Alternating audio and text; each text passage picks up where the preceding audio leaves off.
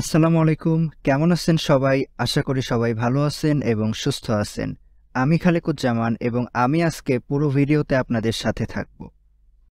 আজকের এই ভিডিওতে আমরা দেখব ফিবো অ্যাজাক্স সার্চ ফর WooCommerce এই প্লাগইনটার ইন ডিটেইলসে আমরা দেখার চেষ্টা করব। ফিবো অ্যাজাক্স সার্চ ফর WooCommerce এই প্লাগইনটার মাধ্যমে আপনি আপনার সার্চ বারটাকে অ্যাডভান্স লেভেলে নিয়ে যেতে পারবেন। আপনি প্রোডাক্টের টাইটেল দিয়ে আপনি সার্চ করতে পারবেন, যেটাকে আমরা লাইভ সার্চ বা অ্যাজাক্স সার্চ বলে থাকি।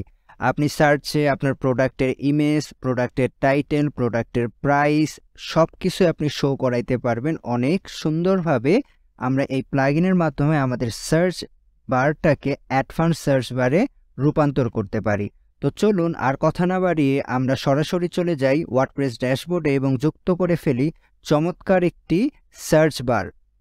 আমরা আবারও চলে আসলাম ওয়ার্ডপ্রেস ড্যাশবোর্ডে এবং ওয়ার্ডপ্রেস ড্যাশবোর্ডে এসে আপনাকে ভিভো সার্চ এই প্লাগইনটা যুক্ত করতে হবে আপনাদের ওয়ার্ডপ্রেস ড্যাশবোর্ডে। তো প্লাগইন যুক্ত করার জন্য আমরা সকলেই জানি আমরা প্লাগইনস থেকে অ্যাড নিউ প্লাগইনে যাব। অ্যাড নিউ প্লাগইনে গিয়ে আমরা এখানে সার্চ করব আমাদের ভিভো সার্চ বক্সটাকে। তো আমি যদি সিম্পলি টাইপ করি ভিভো সার্চ বক্স, তাহলে আমাদের সামনে চলে আসবে Vivo search Ajax search for WooCommerce। তো প্লাগইনটা আমার ইনস্টল করা আছে, এই জন্য আমি কি করলাম, সরাসরি অ্যাক্টিভেট করলাম। এখন এটাকে অ্যাক্টিভেট করার পর আমাদেরকে যেটা করতে হবে, এই প্লাগইনের ছোটোখাটো যে সেটিংসগুলো আছে এই সেটিংসগুলো আমরা এক নজর দেখে আসি। তো সেটিংস দেখার জন্য আমাদের ভিভো সার্চের এই অপশনটা আপনি পাবেন WooCommerceর আন্ডারে ভিভো সার্চ নামে।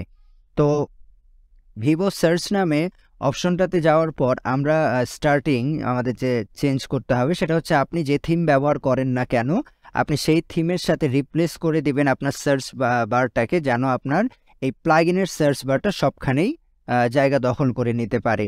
এর সাথে আমরা হাউ টু অ্যাডে জানতে পারবো যে কিভাবে আপনি যুক্ত করতে পারবেন। আমরা মেনুতে যুক্ত করতে পারবো, আমরা ব্লগে যুক্ত করতে পারবো, আমরা শর্ট কোডের মাধ্যমে যে কোনো জায়গায় আমাদের এই সার্চটাকে আমরা যুক্ত করতে পারি, সার্চ বারটাকে যুক্ত করতে পারি, উইজেটে যুক্ত করতে পারি, পিএসপির মাধ্যমেও যুক্ত করতে পারি।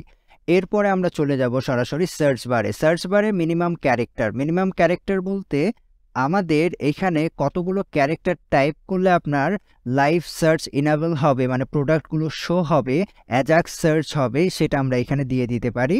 এর সাথে আমরা উইথটাকে ছোট বড় করতে পারি। আমি যদি এখানে 100 করে দিই, দেখবেন আমার সার্চের ফর্মের উইথটা ছোট হয়ে গেল। সো আমরা ছোট করবো না, এটা আমাদের 500ই দরকার। এরপর আপনার সাবমিট বাটন দরকার না, এটা আপনি তুলে দিতে পারেন যদি আপনার প্রয়োজন পড়ে, এটাকে নিয়ে আসতে পারেন।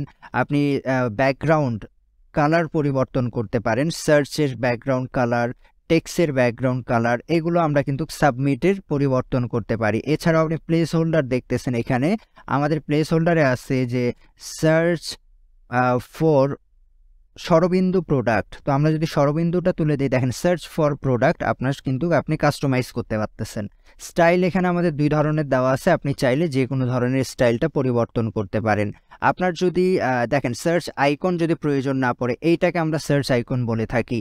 তো সার্চ আইকন প্রয়োজন না পড়লে আপনি সার্চ বার দিবেন, শুধুমাত্র আপনার বারটা আসবে। আইকন প্রয়োজন পড়লে আমরা আইকনটাও যুক্ত করতে পারি। এর সাথে আমরা যুক্ত করতে পারবো আমাদের ব্রেক পয়েন্ট, মানে রেসপন্সিভে গিয়ে এটা কত ব্রেক পয়েন্টে আপনার শুধু ওভারলেটা আর কি শো করবে, সার্চ বারের যে আইকনটা সেটা শো করবে, আপনি এটা এখান থেকে দিতে পারেন, ব্রেক পয়েন্টটাও দিয়ে দিতে পারেন। এর সাথে আমরা ইনপুটের ব্যাকগ্রাউন্ড কালার পরিবর্তন করতে পারবো। আমি যদি একটু ছোট্ট করে পরিবর্তন করায় দেখাই, এই যে আমাদের পরিবর্তন হচ্ছে। আপনি এখান থেকে ইনপুটে যে টেক্সটটা লিখবেন ওই টেক্সটের কালার পরিবর্তন করতে পারবেন, ইনপুটের বর্ডারের কালারটা আপনি পরিবর্তন করতে পারবেন। এখান থেকে আপনি পরিবর্তন করতে পারবেন আমাদের প্লেস হোল্ডার, দেখেন show place holder, pre holder. তো শো প্রি হোল্ডারটাকে আপনি শো করাইতে পারবেন। এটাকে শো করানোর জন্য আপনাকে চেক মার্কের মাধ্যমে ইনেবল ডিসেবল করতে পারবেন। আপনি চাইলে প্রি লোডারে আপনি একটা ইমেজ যুক্ত করে দিতে পারেন এবং এখানে আমরা সেভ চেঞ্জ করলে আমাদের সকল সেটিংসগুলো চেঞ্জ হয়ে যাবে। এর সাথে আমরা যদি একটু দেখি আমাদের অটোমেটিক অটো কমপ্লিটে কি আছে। অটো কমপ্লিটে আপনার লিমিট দেখেন, এখানে 3 করা আছে, আমার 3টা লিমিট শো করছে, এই যে 1 নাম্বার, 2 নাম্বার, 3 নাম্বার প্রোডাক্ট। আপনি যদি এখানে 5 করে দেন, আপনার সার্চ সাজেশনে 5টা প্রোডাক্ট আসবে, 1 2 3 4 5। তো আমরা এইভাবে এর লিমিটটাকে পরিবর্তন করতে পারি। আপনার যদি গ্রুপ রেজাল্ট প্রয়োজন না পড়ে, আপনি গ্রুপ রেজাল্টটা কেটে দেন, এই যে আপনার এটাকে এইভাবে শো করবে। আপনি যদি চান যে নো রেজাল্ট, যখন আপনার সার্চে কোনো কিছু প্রোডাক্ট আসবে না, আপনি নো রেজাল্ট ফাউন্ড এই কথাটা লিখে দিবেন, এই যে এখান থেকে এটাকে পরিবর্তন করতে পারবেন। আপনি ইমেজে, যখন আমরা ইমেজটা প্রোডাক্টগুলো শো করাবো আমাদের সার্চে, অ্যাজাক্স সার্চে, আপনার প্রোডাক্টের ইমেজ আসবে কিনা, এই যে প্রোডাক্টের ইমেজ আসলো, আপনার প্রাইস দরকার কিনা, এই যে আমি তুলে দিলে প্রাইসটা চলে যাবে, আপনার যদি ডিসক্রিপশন প্রয়োজন না পড়ে ডিসক্রিপশনটাকে তুলে দিতে পারেন, আপনার এসকিইউটা যদি প্রয়োজন না পড়ে এসকিইউটাও আপনি তুলে দিতে পারেন, ডিসেবল করতে পারেন। এবং সি অল প্রোডাক্টে আমরা এই কন্টেন্টটা এখান থেকে কাস্টমাইজ করতে পারি। আপনি ক্যাটাগরি শো করাবেন কি করাবেন না এখান থেকে দেখে নিতে পারেন, ট্যাগ শো করাবেন কি করাবেন না এখান থেকে আপনারা ডিসেবল এনেবল করতে পারবেন। আপনি এখান থেকে ডিটেলস প্যানেল শো করাবেন কি করাবেন না, আপনি এখান থেকে এই যে ব্যাকগ্রাউন্ড, এই যে সাজেশনের যে ব্যাকগ্রাউন্ড কালার, এটাকে আপনি এখান থেকে এই যে পরিবর্তন করতে পারবেন। আপনি এখান থেকে সাজেশনের সিলেক্ট কালার পরিবর্তন করতে পারবেন, টেক্সটের কালার পরিবর্তন করতে পারবেন, হাইলাইটেড কালার পরিবর্তন করতে পারবেন, বর্ডারের কালারটাও পরিবর্তন করতে পারবেন। আমরা সেভ চেঞ্জ করলাম এবং চলে গেলাম সরাসরি আমাদের সেকেন্ড স্টেপ, যেটা হচ্ছে সার্চ কনফিগার।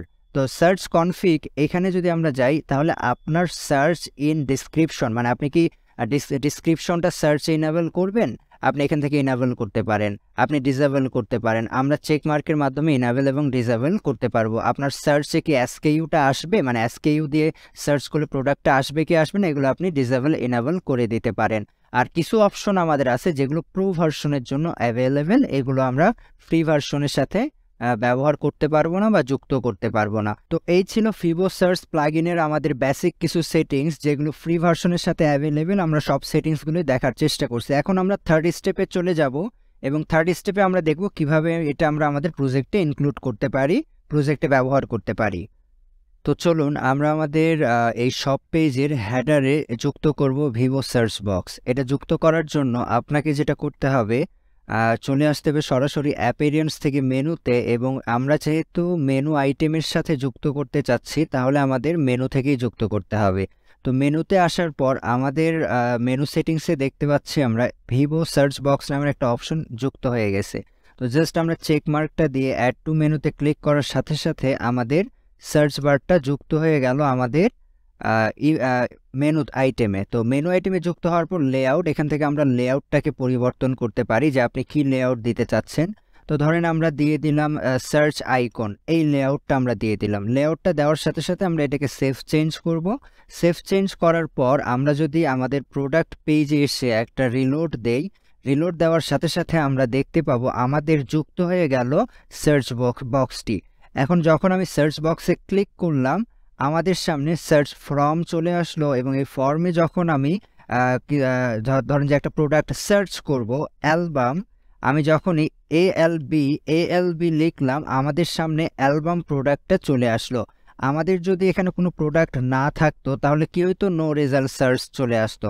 তো আমরা যখনই অ্যালবাম 3টা ওয়ার্ড লিখলাম, আমার অ্যালবাম প্রোডাক্টটা চলে আসলো। এইভাবে আপনি এই প্রোডাক্টগুলোকে যুক্ত করতে পারবেন, এবং যুক্ত করার সাথে দেখেন প্রোডাক্টের ইমেজ, প্রোডাক্টের প্রাইস, আপনি সেটিংসে যা যা করে রাখবেন, আউটপুটে আপনার সব অপশনগুলোই আপনি পেয়ে যাবেন আপনার আউটপুটে।